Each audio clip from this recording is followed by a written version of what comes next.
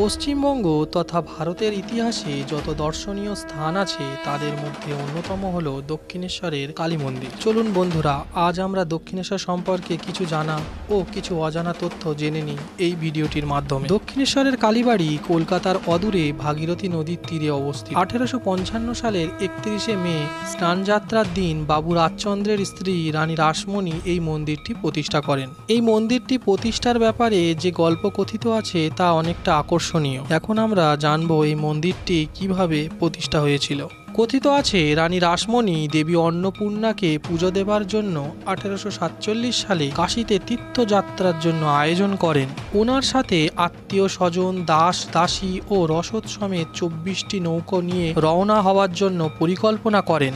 যাত্রার পূর্ব রাতে রানী স্বপ্ন পায় মা কালীর। স্বপ্নে রানীকে আদেশ দেন ভাগীরথী নদীর তীরে মা কালীর মন্দির স্থাপনের। সেখানে মা কালী পূজা গ্রহণ করবেন। স্বপ্নে নির্দেশ পাওয়ার পর রাসমণি অবিলম্বে গঙ্গা তথা ভাগীরথী নদীর তীরে 25 একর জমি ক্রয় করেন জন হেস্টি নামে এক ইংরেজের কাছ থেকে। লোকমুখে এই জায়গাটি পরিচিত ছিল সাহেব বাগিচা নামে।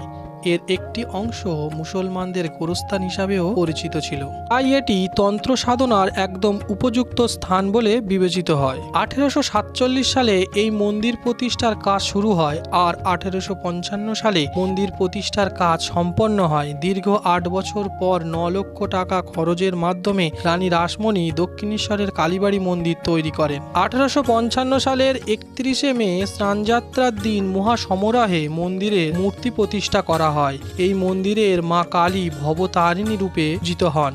গর্ভগৃহে শিবের বক্ষ পরে ভবতারিণী নামে পরিচিত কালী মূর্তিটি প্রতিষ্ঠিত হয়। এই মূর্তিদ্বয় একটি রূপোর সহস্রদল পদ্মের উপর অবস্থিত।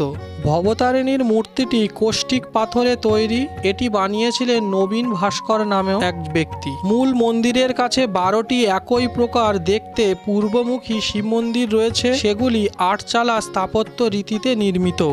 রানী রাসমণি গৃহদেবতা রঘুবীর, জনার্দন, নাড়ুগোপাল বর্তমানে দক্ষিণেশ্বরে অধিষ্ঠান করছেন। মন্দিরটি 100 ফুটেরও বেশি উঁচু এবং 46 বর্গফুট প্রসারিত। বঙ্গীয় স্থাপত্য শৈলীর বা গৌড়ীয় স্থাপত্যের নবরত্ন স্থাপত্য ধারায় নির্মিত। মূল মন্দিরটি 3 তলা। মন্দিরটি দক্ষিণমুখী। লোকমাতা রানী রাসমণি এই মন্দিরের প্রধান পুরোহিত পদে নিয়োগ করেছিলেন রামকুমার চট্টোপাধ্যায়কে। রামকুমার চট্টোপাধ্যায়কে সাহায্য করবার জন্য গদাই অর্থাৎ রামকৃষ্ণ পরমহংসদেব এখানে এসেছিলেন।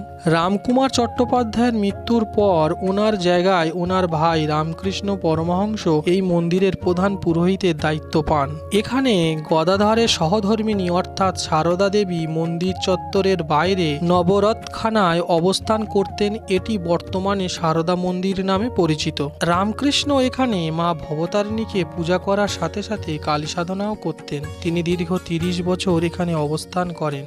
তার অবস্থান ও মন্দিরের মাহাত্ম্যের কারণে পরবর্তীকালে এই মন্দির পরিণত হয় একটি তীর্থক্ষেত্র হিসাবে। বর্তমানে দক্ষিণেশ্বরের কালীবাড়ি মন্দির নিজ আত্মগরিমায় ভাগীরথী নদীর তীরে বিরাজ করছেন।